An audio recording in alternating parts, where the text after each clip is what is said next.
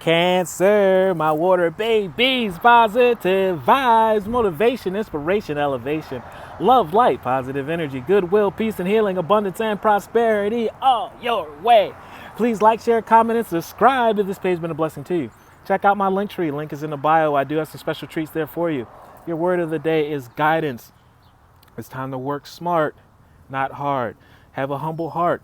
That will actually take you way further into your future, into your blessings, and expedite your breakthrough if you have a teachable heart and a humble spirit to actually ask for help. And when people come with that answer, when that download comes in, when that special word comes to you, you have a humble enough heart and strong enough spirit to actually implement it so you can actually skip to the next stage and evolve.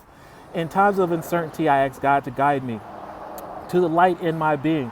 I'm directed to doors that will open my inner freedom. And me, I will step forward in trust. I release my faith to God, and my faith is rewarded. Are you ready to be rewarded? I can't wait to see it. Love one another. Be kind to one another. Love yourself. I love you too.